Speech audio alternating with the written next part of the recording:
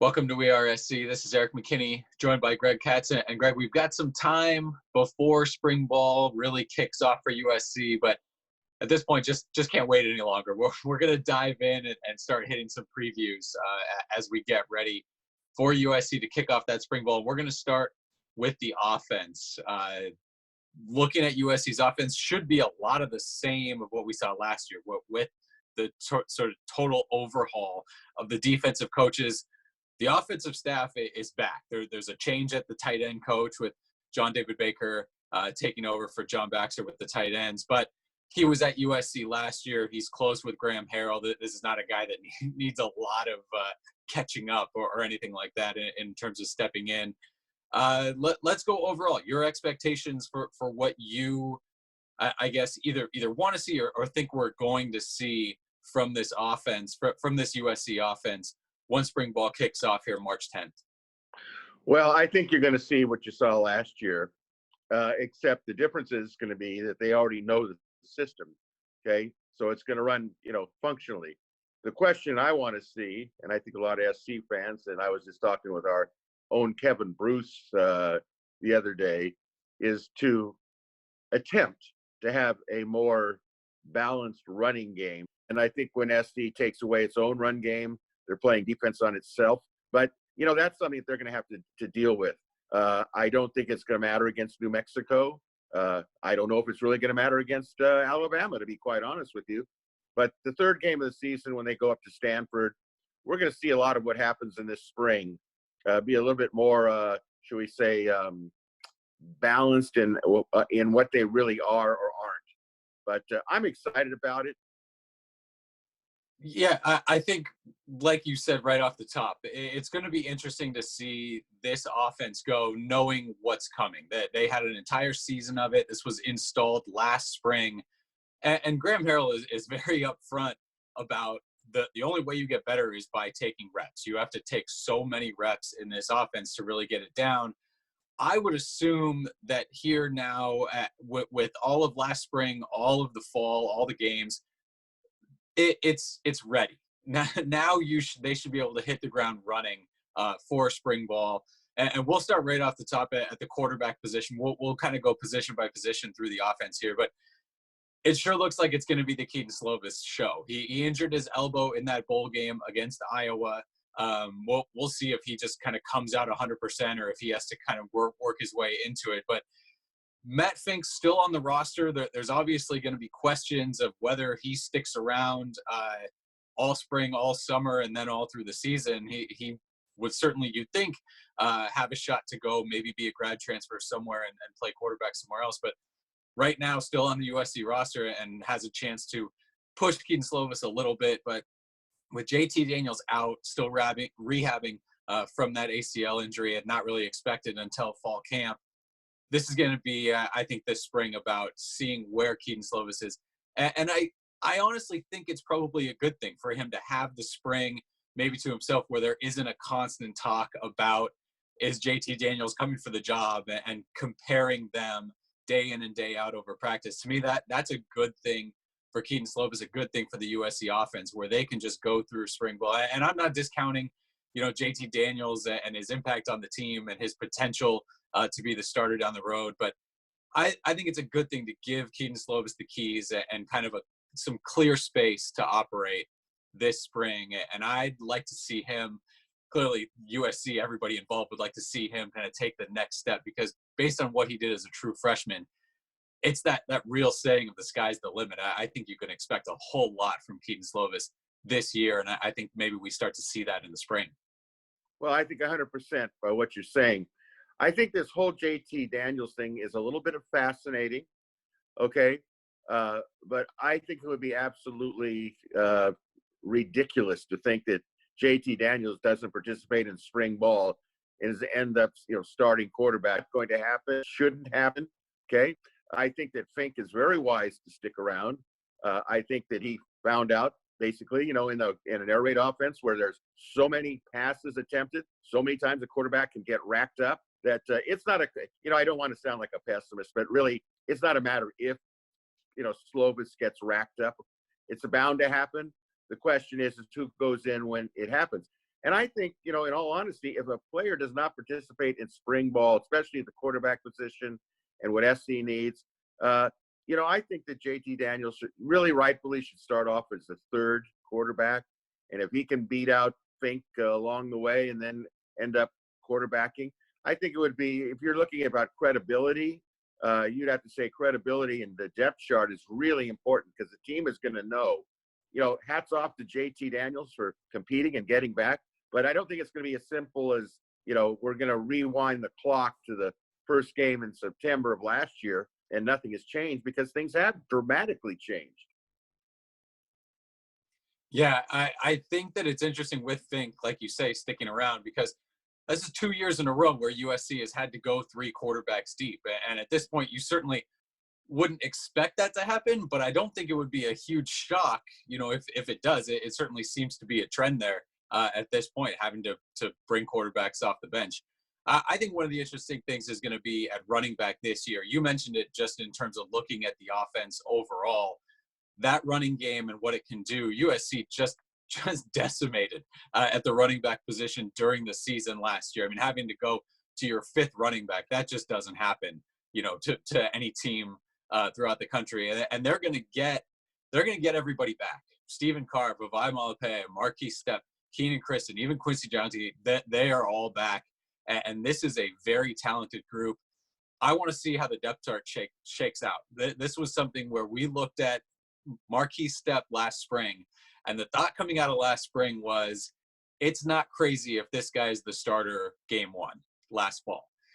Kind of slow played a little bit. Eventually we got to see more and more what he can do, but this is another year again. He's another guy coming off injury, and we'll see sort of where he is and how much he can kind of hit the ground running this spring. But this is another guy where I would anticipate another big step forward for Marquis Stepp. And when you talk about kind of the new defensive coaches and bringing that kind of physical nature on that side of the ball, Marquis Stepp is the guy on offense at the top of the list who can answer that. So again, I think he's one of the guys that stands out. And then you know what you're getting from Stephen Carr and Vavai Malape.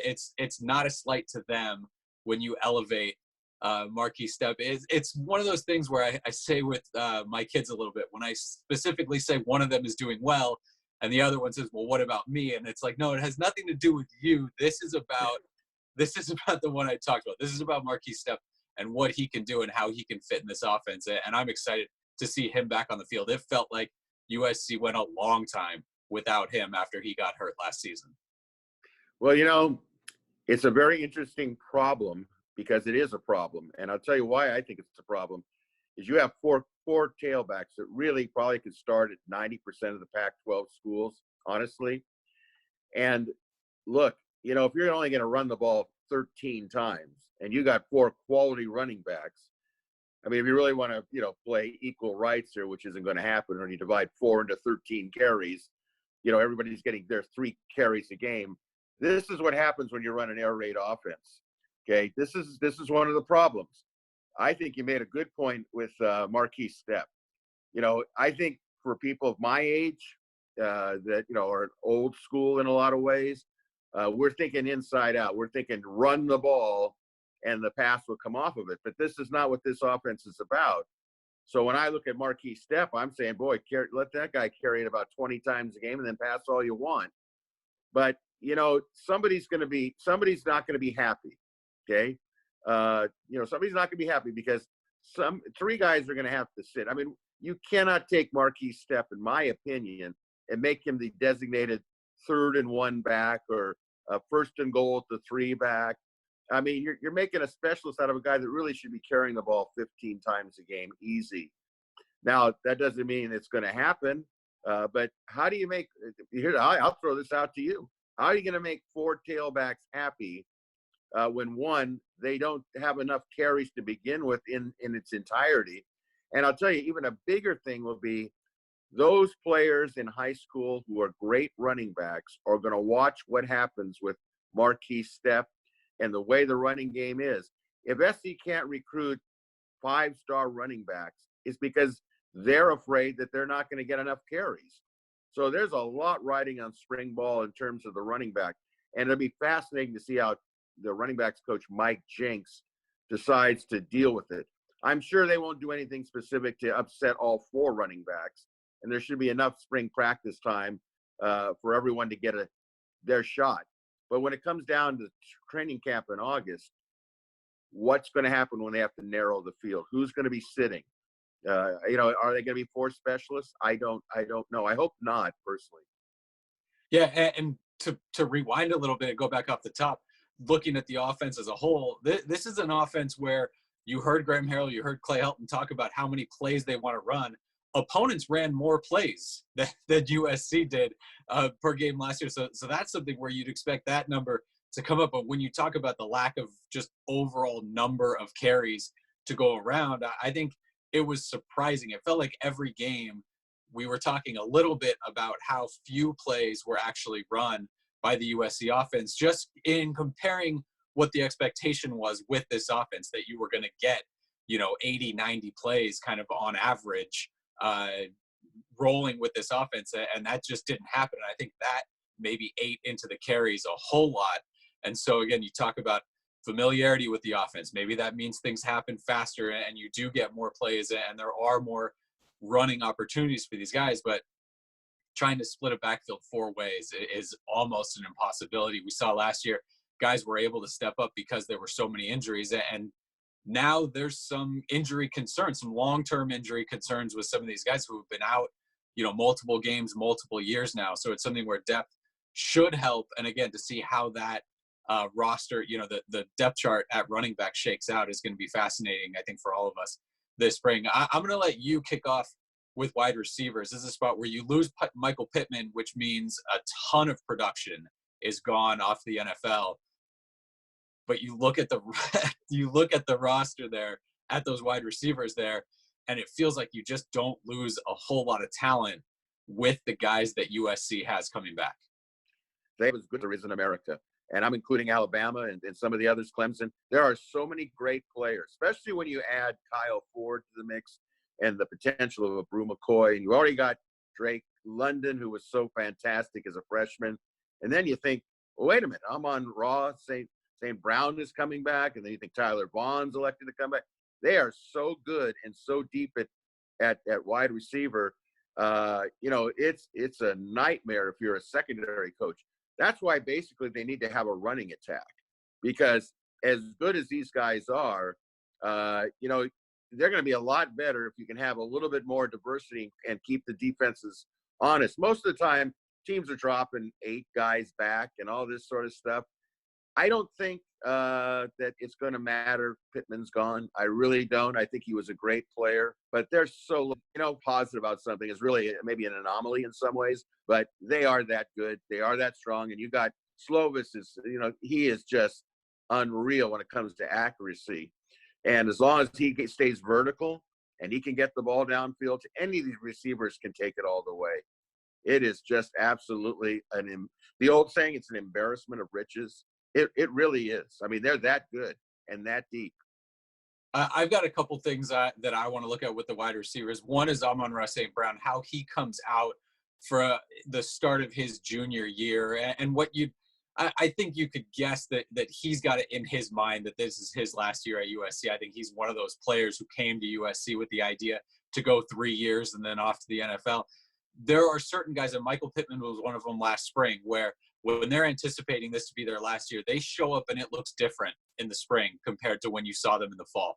And I think Amon-Ra St. Brown, that's a guy I'm going to look at to see how he shows up in the spring, because I think there's another step that he can take, another level he can take his game to. And I would anticipate seeing that from him this spring. And then I wanted to pick one of the young guys to look at, and it's almost impossible at this point. I mean, Brew McCoy is clearly the biggest kind of enigma question, potential that you have maybe on the entire roster. Just what he's thought of as an athlete, as a wide receiver, the fact that we have seen none of him at USC, what he has a chance to do, I think, with his potential is really fascinating. We only got tiny glimpses of Kyle Ford, and Kyle Ford was a phenomenal high school wide receiver. If you put Brew McCoy and Kyle Ford next to each other, just as receivers, you might take Kyle Ford coming out of high school. And then Gary Bryant Jr., the speedster, the early enrollee. he was kind of the big fish in this recruiting class for USC's 2020 recruiting class. He brings a speed element and that shiftiness that does not exist on the roster. These are very, very good wide receivers. They are big. New USC cornerbacks coach Dante Williams said recently, this is a bunch of power forwards and centers. Gary Bryant is not that. Gary Bryant is your point guard, and he has speed that really hasn't existed. I think you wanted to see some of it from Bayless Jones when he was here, but I think he is a real answer to what some of these other programs have, where you can take a quick screen and just make somebody miss and be gone, or you can get over the top. And so how he adjusts to this level, and again, it is a stacked depth chart at wide receiver, but the kind of impact that maybe he can make early on, I think is going to be fascinating to watch. And we'll just shift over another fascinating position for me. And I know for you too, and it's been a big talking point kind of for everybody. What happens to the USC tight ends? I knew you were going there.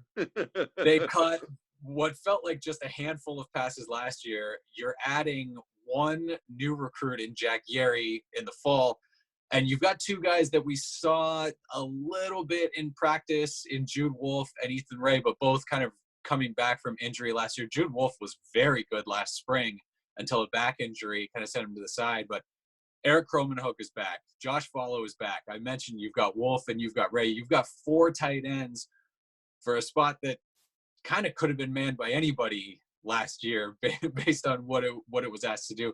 Curious about kind of what you expect from the tight ends, again, what you're looking for from that tight end group this spring. Well, it's kind of, in a way, parallels the running back situation. You can't run the ball if you don't run the ball. You can't throw to the tight ends unless you throw to the tight ends. And this is a dual challenge for Graham Harrell. They're going to great tight ends if they throw to the tight ends. But all these recruits that are looking at SC throwing to the tight ends, you can't keep crying wolf. Yeah, we'll throw to the tight ends. We'll throw to the tight ends, and you don't do it. And with all due respect, it's like Clay Helton saying year after year, we're going to be really physical up front, and they're not. Pretty soon the words ring hollow. And so this is a real chance now, because they do, as you mentioned, have tremendous depth. They've got acknowledged really good players. You got Jack Yeri coming in, who's a real stud and has a real big upside. So are you going to throw to the tight ends? Now, one of the biggest recruits that they have that we haven't talked about is return Daniel Bebe. Okay, now here was a guy that a couple of years ago, before he went through this horrendous injury situation, you just go back to his game at Washington with Sam Darnold and how he took the game over in reception. So, but again, it's all a moot point if you don't throw to the tight ends. Now, how much will that be on Slobus's shoulders in his progressions? Are the tight ends going to be like the fourth person that he looks for? Or are they going to look at him as the first person they look for? And I don't mean like third and goal at the 7-yard line. I mean, as part of the offense. I think they could really be dynamic if they start throwing to the tight ends. And here's the thing, no matter it's the running backs, the tight ends, the wide receivers, they are so skilled and talented that to leave any of those three areas out as not part of your offense is almost criminal. And then let's move to the last spot, because everything we talked about gets thrown out the window if you don't get this last group to show up, and that's the offensive line. You look at up front, the starters. Elijah Barrett-Tucker comes back at left guard, which was huge. He had, thoughts maybe about the NFL draft, looked into it. Brett Nealon back at center, and then Jalen McKenzie at right guard. It seems like you have those three guys set, but with openings at left tackle, with an opening at right tackle, I don't know if you just pencil in Jalen McKenzie at right guard. I think he has a chance maybe to look around. You've got kind of this next group where Justin Dedich, he has some playing time. Do you just leave him behind Brett Nealon again for the entire year at center? Do you maybe flex him out to a starting guard spot? I think that's a big question. And then you've got a couple other guys. Liam Jimmons has some playing time. Andrew Voorhees has some playing time. That's 6 guys who I think you feel really good about going into the spring. Now, where they fall along that line, I think you can find 5 starters and a good backup there. Then you've got a couple guys behind them. The freshman last year, who's going to come back in Jason Rodriguez. I think that's a really interesting name to see how he developed last year into this year, you always hear that first to second year transition being kind of the most noticeable transition in a player. So I think what he's able to do in terms of being able to step up. Frank Martin is, clearly one of the veterans there. And then you've got Liam Douglas and Bernard Shermer and that kind of group there in the spring. A ton of guys coming in on the offensive line in the fall. But I'm okay with that starting group. Obviously, Austin Jackson being gone at left tackle, that was kind of your rock there, and you'd love to have him back. But I think you can find 5 starters and a really good 6 guy out of those first 6 guys that I mentioned. But you want it to be better. The offensive line, it's got to turn up a little bit. You need it to be better than what it was last year. I don't think it was kind of the constant question catastrophe last year that maybe we were talking about a year ago in spring ball fearing. I think they played above maybe some of those expectations. You want it to be turned up, especially, we'll mention it kind of all offseason, Alabama up first. That's got to happen. You can't lose your starting quarterback in the first half of the first game for the second season in a row. Well, I think the offensive line thing, that seems to be a repeating talking point every year with Clay Helton's teams. I think that the replacing 2 offensive tackles is going to be a challenge. Can they put the 5 best linemen they have in their offensive line repertoire on the field at the same time? And what I mean by that is, the easy fix at right tackle is to move Jalen McKenzie over to right tackle. That's the easy fix. The question is who goes in at right guard. Now you got Andrew Voorhees supposedly coming back, right? So there's a body. But how about Justin Dietich? You look at things and you say to yourself, well, wait a minute, Brett Nealon, he's going to stay there. Brett Nealon, pound for pound, is as good as he can be. Nobody questions his effort, but there's times when he just gets challenged by a big nose tackle. But that shouldn't keep him out of the lineup, and it shouldn't keep Justin Dietich waiting for Nealon to go down or what have you. I would like to see Dietich get a real shot at right guard. He's just too good to just be sitting down, and I don't think that Nealon has done anything to deserve sitting on a bench. I think that we have to all be conscious of one thing. Right now there's a lot of rumors about an offensive tackle from Akron coming in as a portal transfer. Sure. Well, don't count me in as one of those that's overly excited about it, because first of all, he's coming from Akron.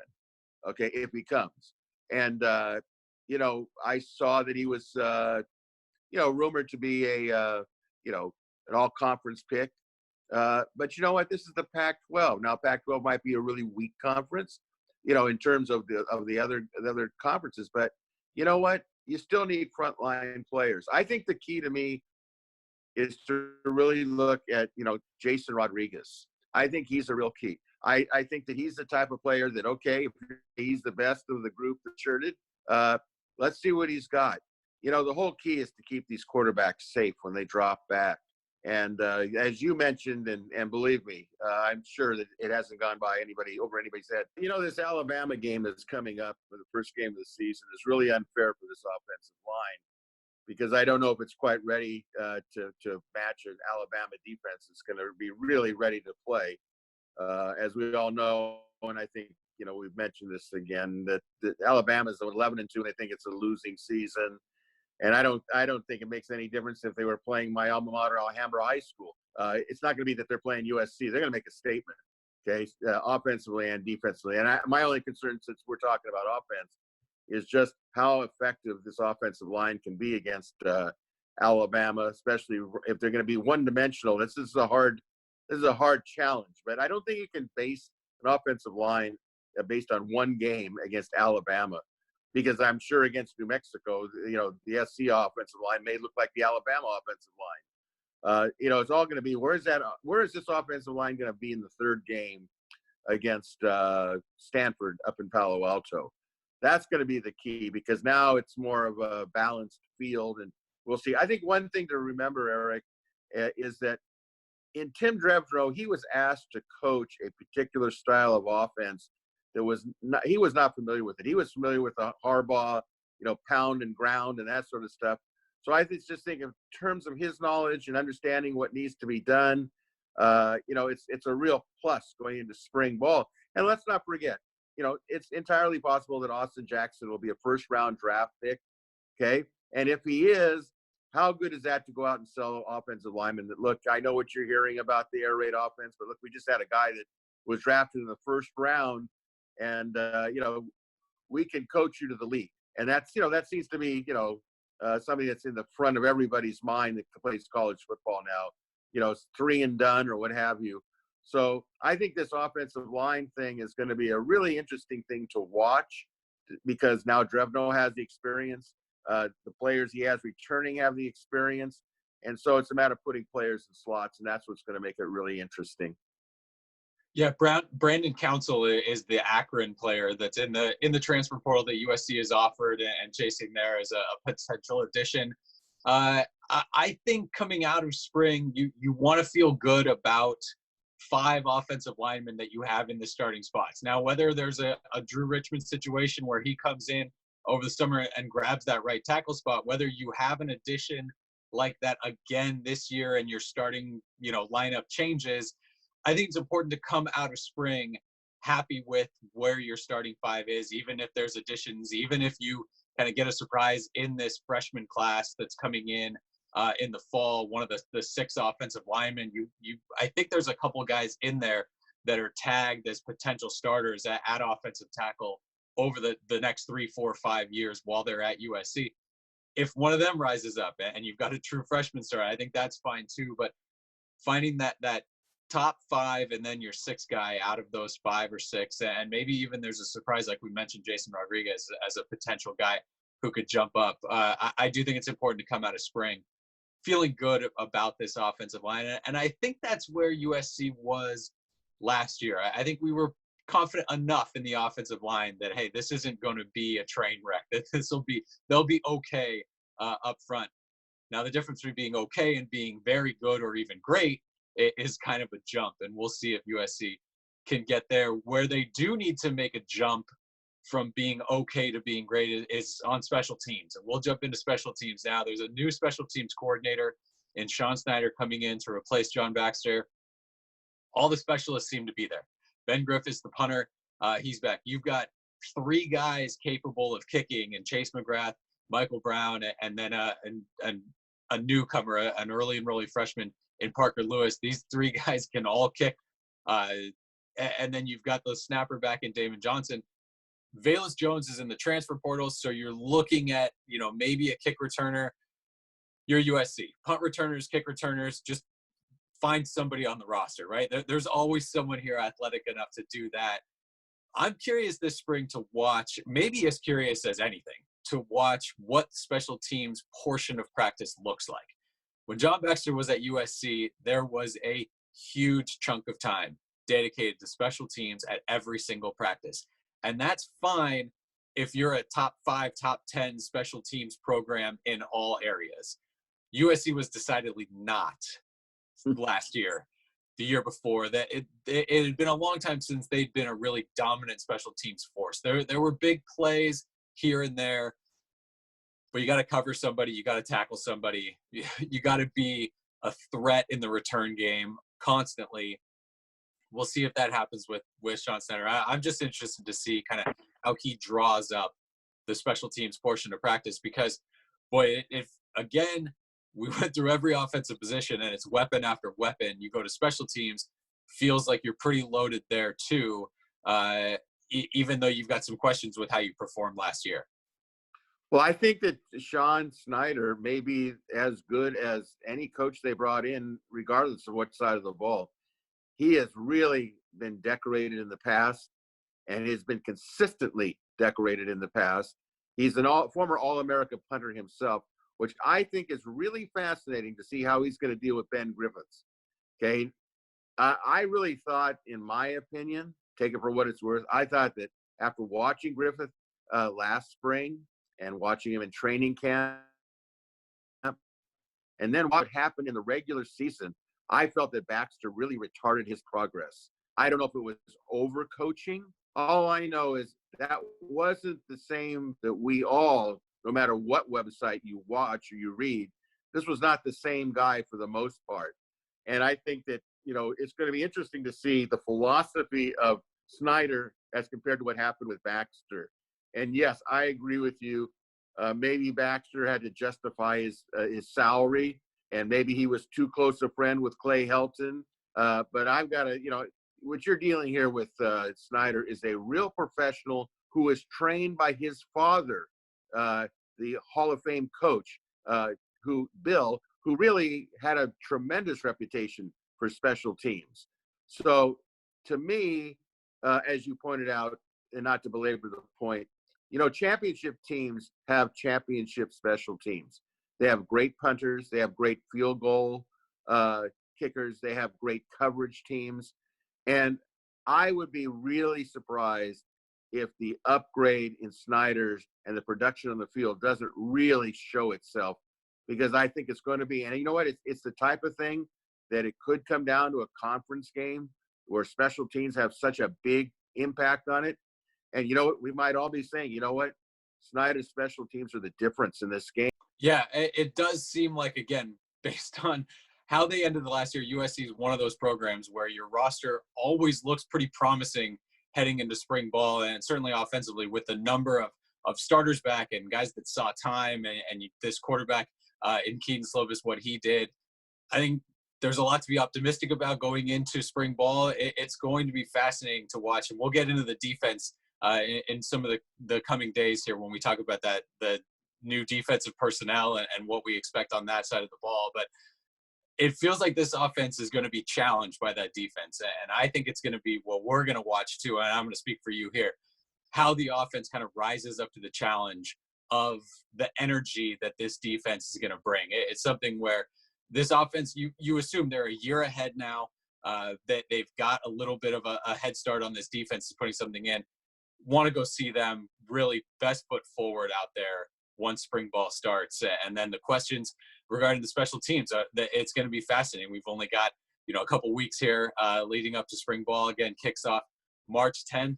And that's what we're going to be watching for on the offensive side of the ball and on special teams from the USC Trojans when spring ball 2020 kicks off. So for Greg Katz, this is Erik McKinney. Thanks for watching and thanks for listening to We Are SC.